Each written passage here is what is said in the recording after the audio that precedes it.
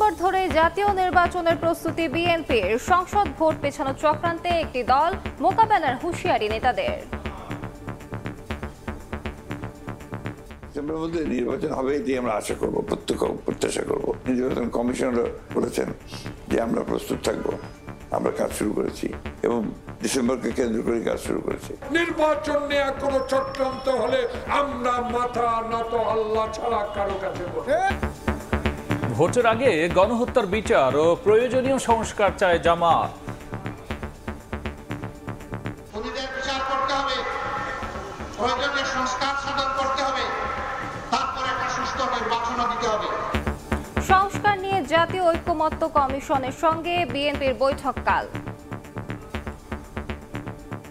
আগামীকাল থেকে যে সংস্কার নিয়ে আলোচনা শুরু হবে রাজনৈতিক দলগুলোর সঙ্গে, এই সংস্কারের আলোচনা দেশে একটা গণতান্ত্রিক ব্যবস্থা প্রতিষ্ঠার জন্য। দেখছিলেন প্রধান শিরোনাম। সন্ধ্যার সময় সঙ্গে আছি আমি গোলাম রাব্বি এবং আমি আলিশা ইসলাম। এবার অন্যান্য শীর্ষ সংবাদ। ক্ষমতাচ্যুত শেখ হাসিনার বিচার করতে না পারলে ক্ষমা করবে না দেশের মানুষ। আমিরাতে গণমাধ্যমকে প্রধান উপদেষ্টা।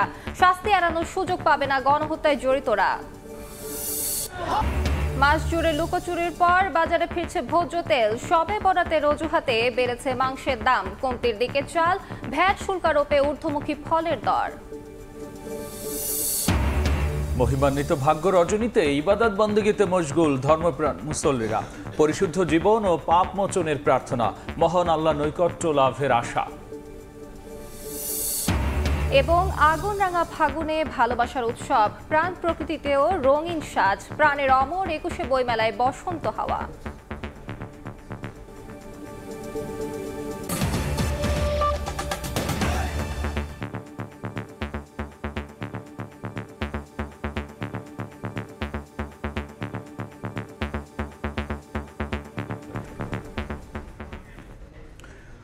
ডিসেম্বরে জাতীয় নির্বাচন ধরেই প্রস্তুতি নিতে শুরু করেছে বিএনপি। আর সব মামলা প্রত্যাহার হলে ভোটের আগেই দেশে ফিরবেন দলের ভারপ্রাপ্ত চেয়ারম্যান তারেক রহমান। সময় সংবাদকে দেয়া একান্ত সাক্ষাৎকারে একথা বলেছেন বিএনপির মহাসচিব মির্জা ফখরুল ইসলাম আলমগীর। চলতি মাসেই নির্বাচনের রোড ম্যাপও প্রত্যাশা করেন তিনি। মহাসচিবের বিশেষ সাক্ষাৎকার নিয়েছেন আহমেদ সালেহীন। পুনরুদ্ধারের জন্য লড়াই আপনারা করে যাচ্ছেন, সেই কারণে আপনি বারবার বলেন সবকিছু সংকট সমাধানের একটাই উপায় নির্বাচন। প্রধান উপদেষ্টার সঙ্গে বৈঠক করেছেন, সেখানেও কিন্তু আশ্বস্ত হয়েছেন বলে আপনি জানিয়েছিলেন যে ডিসেম্বর নাগাদ নির্বাচন হয়, যেটা আপনাদের দাবি ছিল যে এই বছরের মধ্যে নির্বাচন। আপনারা স্যার কতটুকু আশ্বস্ত হয়েছেন? না, এখানে ওনাদের সাথে আলোচনা করে যেটা সুনির্দিষ্ট কিছু না বললেও ওনারা এই কথা বলেছেন যে ডিসেম্বরের মধ্যে তার নির্বাচন করার সব প্রস্তুতি নিচ্ছেন। হ্যাঁ, সেই নির্বাচনে স্যার আপনাদের প্রস্তুতি কতটুকু? নির্বাচনের জন্য সবসময় প্রস্তুত থাকি, আন্দোলন করি, সাথে নির্বাচনের জন্য প্রস্তুত থাকি। সেই জন্যে আমরা আপনার মনে করি যে আমরা নির্বাচনের জন্য অবশ্যই প্রস্তুত আছি। ডিসেম্বরের মধ্যে নির্বাচন হবে এটি আমরা আশা করব, প্রত্যাশা করব। নির্বাচন কমিশনার বলেছেন যে আমরা প্রস্তুত থাকব, আমরা কাজ শুরু করেছি এবং ডিসেম্বরকে কেন্দ্র করে কাজ শুরু করেছে। রাজনৈতিক মামলা প্রত্যাহার কিন্তু এখনো হয়নি। বিএনপির ভারপ্রাপ্ত চেয়ারম্যানের বিরুদ্ধে কিন্তু বেশ কয়েকটা মামলা এখনো রয়ে গেছে। তার দেশে ফেরার আমরা তো বলছি আমরা আইনগত প্রক্রিয়ার মধ্য দিয়ে তার মামলাগুলো শেষ করার চেষ্টা করছি। তো সেই জন্য সময় লাগছে, শেষ হয়ে যাবে, আমরা আশাবাদী। এটা কোনো ইস্যু হবে না। কবে নাগাদ তারেক রহমান সাহেব আসতে পারেন দেশে? এটা নির্ভর করবে তার মামলা মোকদ্দমাগুলো এবং সার্বিক পরিস্থিতির উপরে। ইনশাআল্লাহ নির্বাচনের আগে তো অবশ্যই আসবেন। যে টানাপোড়েন শুরু হয়েছে ভারতের সঙ্গে বাংলাদেশের, আসলে অনেক নানা বিষয়ে বিএনপিকে অনেক সময় বলা হয় যে ভারতের বন্ধু না, একটা পক্ষ এস্টাবলিশ করার চেষ্টা করে। আপনারা এখানে কি বলবেন? গত বছরগুলোতে, সময়গুলোতে আমাদের বিরুদ্ধে ভারত থেকে বলা হচ্ছে আমরা ভারতের শত্রু, আমরা এই আপনার ভারতের সঙ্গে সম্পর্ক ভালো হতে দিই না, বা ভালো যখন ক্ষমতা ছিলাম ভালো করিনি। আবার এখন অনেকে বলছে যে আমরাই নাকি আপনার ভারতের মিত্র। মজার ব্যাপারটা হচ্ছে যে আমরা লড়াই করলাম 15 বছর ধরে ভারতীয় সম্প্রসারণবাদের বিরুদ্ধে, ভারতের ইন্টারফারেন্সের ব্যাপারে আমরা সংগ্রাম করেছি এবং ভিকটিমস আমরা হয়েছি সবচেয়ে বেশি। সেই ক্ষেত্রে আমাদেরকে যখন আপনার মূল্যায়ন করা হয় সেইভাবে, কতটুকু সঠিক সেটা আপনারা মূল্যায়ন করবেন। তবে একটা জিনিস আমরা খুব পরিষ্কার করি, ভারতের ভুলটা ভারতের। ভারত আজকে যে অবস্থায় বাংলাদেশ সম্পর্ক ক্ষেত্রে দাঁড়িয়েছে সম্পূর্ণ দায়ী ভারত। কারণ ভারত একটা মাত্র দলের উপর নির্ভর করেছিল এই দেশে তাদের সম্পর্ক উন্নয়নের ক্ষেত্রে। এই বিষয়গুলি আপনার ভারতকে বাংলাদেশের মানুষের কাছ থেকে দূরে ঠেলে দিয়েছে। আর দায়িত্বটা ভারতের, যে বাংলাদেশের মানুষের সঙ্গে সম্পর্ক তৈরি করা, বাংলাদেশের সঙ্গে সম্পর্ক তৈরি করা। কারণ এখনো শেখ হাসিনাকে সেখানে আশ্রয় দেওয়া, আওয়ামী লীগের নেতাদেরকে সেখানে আশ্রয় দেওয়া, যারা এখানে হত্যা করে তাদেরকে আশ্রয় দেওয়া, এটা তো সুসম্পর্ক তৈরি করছে না। সুতরাং ভারতের উচিত হবে এই জিনিসকে বিবেচনা করে অবিলম্বে তাদেরকে বাংলাদেশের হাতে অর্পণ করা এবং তাদের বিচার ব্যবস্থা করা। বিএনপি মহাসচিবের ভাবনায় নির্বাচন ও রাজনীতি নিয়ে বিশেষ সম্পাদকীয় দেখতে রাত 10টায় চোখ রাখুন সময় সংবাদের পর্দায়। এদিকে স্থানীয় নির্বাচনের কথা বলে একটি দল সংসদ ভোট পেছানোর চক্রান্ত করছে বলে দাবি করেছেন বিএনপি নেতারা। সুষ্ঠু ভোটের স্বার্থে সব দলকে অন্তর্বর্তী সরকারকে সহযোগিতা করারও আহ্বান তাদের। রাজধানীতে আলাদা আয়োজনে এমন দাবি করেছেন তারা। আগে কোন নির্বাচন, জাতীয় নাকি স্থানীয়, এ নিয়ে পাল্টাপাল্টি বক্তব্য এসেছে বিএনপি জামায়াতের পক্ষ থেকে। জামায়াত ইসলামী চায় আগে স্থানীয় নির্বাচন, এতে না বিএনপির। শুক্রবার জাতীয় প্রেসক্লাবের সামনে মুক্তিযুদ্ধের প্রজন্ম আয়োজিত নাগরিক সমাবেশে বিএনপি চেয়ারপারসনের উপদেষ্টা জয়নুল আবদিন ফারুক বলেছেন, জাতীয় নির্বাচনের আগে স্থানীয় নির্বাচনের কথা বলে একটি দল নতুন করে ষড়যন্ত্র শুরু করেছে। এখনো এই সরকারকে সমর্থন দিল, নির্বাচন নিয়ে কোনো চক্রান্ত হলে আমরা মাথা নত আল্লাহ ছাড়া কারো কাছে করব। পবিত্র শবে বরাত উপলক্ষে মিলাদ ও দোয়া মাহফিলের আয়োজন করে বিএনপি। এ সময় দলটির সিনিয়র যুগ্ম মহাসচিব রুহুল কবির রিজভী আহমেদ বলেন, স্থানীয় নাকি জাতীয় এই বিতর্ক তুলে বিরাজনীতিকরণের অপচেষ্টা চলছে। এটা তো বিরাজনীতিকরণ, এই বিতর্কটা নিয়ে এসে স্থানীয় সরকার আগে না পার্লামেন্ট আগে, মাথা আগে থাকে না লেজ আগে থাকে। এদিন সকালে নয়াপল্টনে বিএনপির কেন্দ্রীয় কার্যালয়ে এক অনুষ্ঠানে দলের স্থায়ী কমিটির সদস্য মির্জা আব্বাস বলেন, সরকারকে বিভ্রান্ত করার জন্যই নির্বাচন নিয়ে কিছু রাজনৈতিক দল নানামুখী বক্তব্য দিচ্ছে। সুষ্ঠু নির্বাচনের স্বার্থে সব দলকে অন্তর্বর্তী সরকারকে সহযোগিতা করার আহ্বান জানান তিনি। এই সরকারকে বিভ্রান্ত করার জন্য বিভিন্ন রাজনৈতিক দল বিভিন্নভাবে নির্বাচন নিয়ে বিভিন্ন কথা বলছেন, এই সরকারকে অস্বস্তির অবস্থা ফেলে দিচ্ছেন। আমরা এই সরকারকে বলতে চাই, আপনারা ডিসেম্বরের ঘোষণা দিয়েছেন, ডিসেম্বরে নির্বাচন দিন। রমজানের আগে দ্রব্যমূল্য সহনীয় রাখতে সরকারকে তৎপরতা বাড়ানোর আহ্বান জানান বিএনপি নেতারা। আফজাল হোসেন, সময় সংবাদ, ঢাকা। কালো টাকা ও পেশি শক্তির প্রভাবমুক্ত ভোট উদযাপনে জাতীয় নির্বাচনের আগে জুলাই গণহত্যার বিচার ও প্রয়োজনীয় সংস্কার চায় জামায়াতে ইসলামী। বিকেলে নরসিংদীর সাটিরপাড়া কালীকুমার উচ্চ বিদ্যালয় মাঠে কর্মী সম্মেলনে এই কথা জানান দলটির আমির ডক্টর শফিকুর রহমান।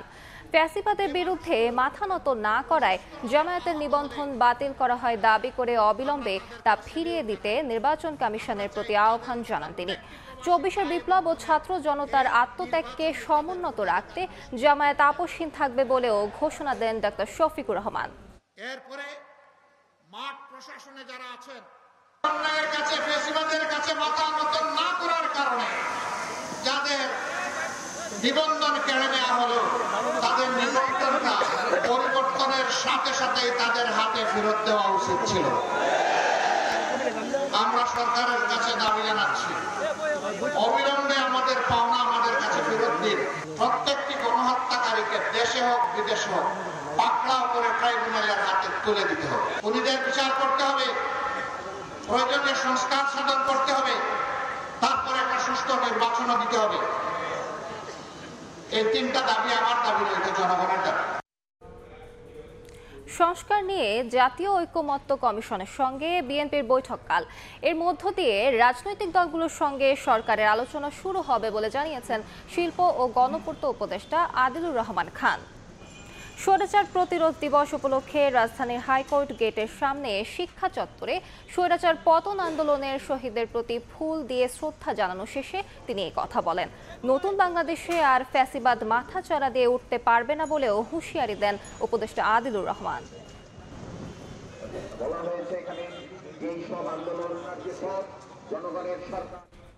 গণহত্যার অপরাধে শেখ হাসিনার বিচার করতে না পারলে ক্ষমা করবে না দেশের মানুষ। আরব আমিরাত ভিত্তিক সংবাদ মাধ্যম দ্য ন্যাশনালকে দেয়া এক সাক্ষাৎকারে এ কথা বলেছেন প্রধান উপদেষ্টা অধ্যাপক Mohammad Yunus. She fled the country. She's in India. We sent notice to India that she should be repatriated. We are trying her because we have lots of evidences, including the UN High Commissioner's report on human rights. This is a testimonial to everything they have done. They have documented. The UN has documented in this, and we have stacks of evidences that what she and her government and her immediate people, supporters have done to the country. So we already started the legal process. So we are hoping that the legal process will continue and will bring her to the justice. It has to happen, otherwise people will not forgive us. Awami লীগের নিবন্ধন বাতিল না হলে নির্বাচনে বিশৃঙ্খলা তৈরি হতে পারে বলে শঙ্কা প্রকাশ করেছেন জাতীয় নাগরিক কমিটির আহ্বায়ক নাসিরউদ্দিন পাটোয়ারি। স্বৈরাচার প্রতিরোধ দিবস উপলক্ষে জাতীয় প্রেস ক্লাবে এক আলোচনা সভায় তিনি এ শঙ্কার কথা বলেন। নাগরিক কমিটির আহ্বায়ক আরও বলেছেন, ট্যাগিংয়ের মাধ্যমে এখনও বিভেদের রাজনীতি চলছে। এটি রুখে দিতে প্রয়োজন রাজনৈতিক ও সামাজিক ঐক্য।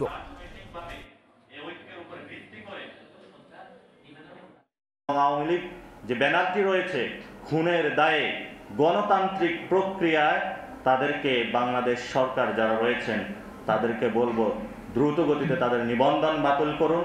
বর্তমানে আমাদেরকে আজকাল এই সময়ের মধ্যে হেফাজত, জামায়াত, বিএনপি বিভিন্ন মতাদর্শ ভিত্তিক আমাদেরকে এই সমাজকে বিভাজিত করে রাখা বিভিন্ন জনকে ট্যাগিং দেওয়ার চেষ্টা চলছে। শবে বরাত উপলক্ষে মাংসের বাজারে ছড়িয়েছে উত্তাপ। কেজিতে 10 থেকে 15 টাকা বেড়েছে মুরগির দাম। এদিকে পর্যাপ্ত সরবরাহ থাকায় কেজিতে 2 থেকে 3 টাকা পর্যন্ত কমেছে সব ধরনের চালে। সকালে রাজধানীর কারওয়ান বাজার ঘুরে দেখা যায় প্রতি কেজি ব্রয়লার মুরগি বিক্রি হচ্ছে 200 থেকে 210 টাকায়। গত সপ্তাহে যা 185 থেকে 200 টাকায় বিক্রি হয়েছে। সোনালী মুরগির দাম 10 টাকা বেড়ে কেজি প্রতি 320 টাকায় বিক্রি হচ্ছে। এদিকে ফেব্রুয়ারির শুরু থেকে উধাও হওয়া সয়াবিন তেলের সরবরাহ বাড়তে শুরু করেছে বাজারে। খুচরা বিক্রেতারা জানিয়েছেন, তেলের সঙ্গে অতিরিক্ত পণ্য চাপিয়ে দেওয়ার কৌশল থেকে সরে এসেছেন ডিলাররা। তবে খোলা সয়াবিনের দাম এখনও ঊর্ধ্বমুখী। শীত মৌসুমের শেষের দিকে 20 থেকে 40 টাকায় পাওয়া যাচ্ছে বেশিরভাগ সবজি।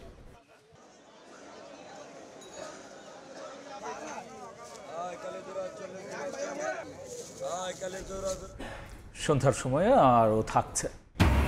চ্যাম্পিয়ন্স ট্রফিতে বাংলাদেশ দল নিয়ে আলোচনা না থাকাকে ইতিবাচকভাবে দেখছেন মোহাম্মদ আশরাফুল। বললেন, শিরোপা জয়ের সামর্থ্য আছে টাইগারদের। ভাগ্য রচনী পবিত্র শবে বরাত আজ।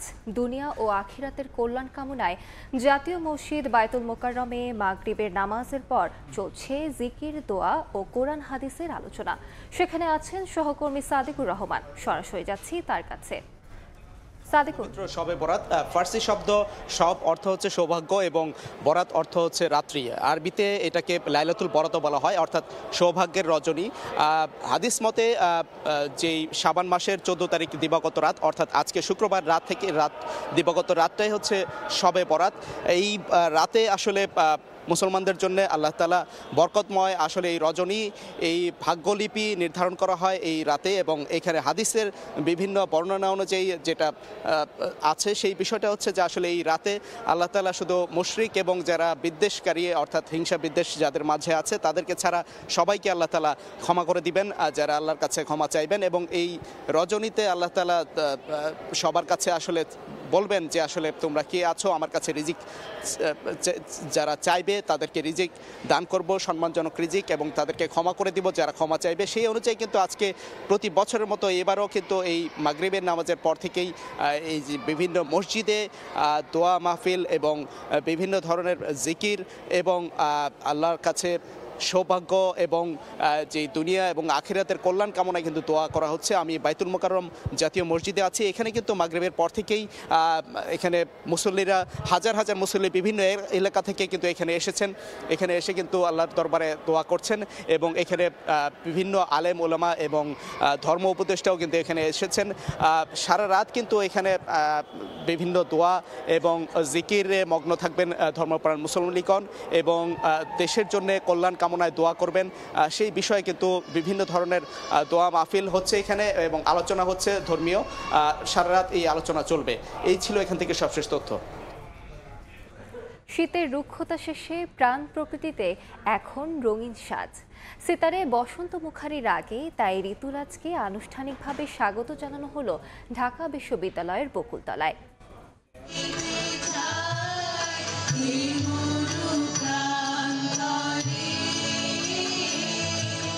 রুক্ষ শীতের শূন্যতা শেষ, ধরায় যেন ফিরেছে প্রাণ। শিমুল পলাশের আগুন রাঙা প্রকৃতিতে আগমন বসন্তের। এমন আবহে বাড়তি রেশ যোগ করল সেতারের রাগ বসন্ত মুখারি। প্রতি বছরের মতো ঢাকা বিশ্ববিদ্যালয়ের বকুলতলায় আনুষ্ঠানিকভাবে স্বাগত জানানো হলো ঋতুরাজকে। এইখানের পরিবেশটা অনেক সুন্দর, নাচ গান হচ্ছে আর অনেক মানুষ, তো সব মিলে অনেক ভালো লাগছে। আমার অনেক ভালো লাগে বসন্ত। বসন্ত আমাদের জীবনে একটা নতুন পরিচিতি তৈরি করে। এমন আয়োজনে প্রকৃতির রং মাখা পোশাকে সেজে সামিল নানা বয়সী মানুষ। বসন্ত আগমন যে হৃদয়ে দোলা দিয়েছে সে অনুভূতি ফুটে উঠল আলাপে। এই যে আমাদের এতগুলো সুন্দর ঋতু, এত কালারফুল সবকিছু, সেগুলো পরিচয়টা হওয়া খুবই দরকার। সবার জীবনে মঙ্গল আসে, সবার জীবনে শান্তি আসে, আমি সেটাই সবসময় প্রার্থনা করব। জাতীয় বসন্ত বরণ উদযাপন পরিষদের এ আয়োজনে ঋতুরাজ বরণে ছিল সমবেত গান, নাচ, আবৃত্তি সহ আবির বিনিময়। দক্ষিণ সমীরে শীতের রিক্ততা ভুলে ভালোর প্রার্থনা হোক অন্তরে অন্তরে, এমনটাই চাওয়া সব স্তরের মানুষের। বসন্ত জানায় ভালোবাসার আহ্বান, বনে নতুন স্বপ্নের বীজ। বসন্ত শেখায় জীবনের প্রতিটি বাঁকে বাঁকে রয়েছে নতুন নবজাগরণের সুযোগ। তাই তো বাঙালির এই বর্ণিল আয়োজন। উম্মে হানি, সময় সংবাদ, ঢাকা। আইসিসির আগে ইভেন্টগুলোর মতো এবার চ্যাম্পিয়ন্স ট্রফিতে বাংলাদেশ দলকে নিয়ে নেই তেমন আলোচনা। বিষয়টি ইতিবাচক হিসেবে দেখছেন সাবেক অধিনায়ক মোহাম্মদ আশরাফুল। যদিও শান্তর কথার সুরেই বলেছেন চ্যাম্পিয়ন্স ট্রফি জয়ের সামর্থ্য আছে বাংলাদেশেরও। একটু উইকেটে হেল্প লাগে আমাদের বলারদের ভালো পারফরমেন্স করতে হলে। একদম ট্রু ব্যাটিং উইকেটে কিন্তু আমরা এখনও ওই জিনিসগুলো রপ্ত করতে পারিনি। Pace variation, slower, bouncer, yorker, এই জিনিসগুলো অ্যাকুরেসি, একই লাইন লেন্থে বল করা। আমাদের আইসিসি ইভেন্টে ভালো করতে হলে ভালো উইকেটে আমাদের ডেফিনেটলি অ্যাকুরেসি বাড়াতে হবে, পেস ভেরিয়েশন বাড়াতে হবে। অবশ্যই বাংলাদেশের জন্য তো বিরাট চাপ, কারণ আমরা এই ধরনের এক্সপিরিয়েন্স একদমই নাই। চ্যাম্পিয়ন হতে হলে এই ধরনের মেন্টালিটি নিয়েই যেতে হবে। একটা হলো আপনি মেন্টালিটি নিয়ে যাচ্ছেন, আরেকটা হলো আপনার বাস্তব অভিজ্ঞতা থেকে যে আপনি। এই ছিল সন্ধ্যার সময়, সঙ্গেই থাকুন সময়।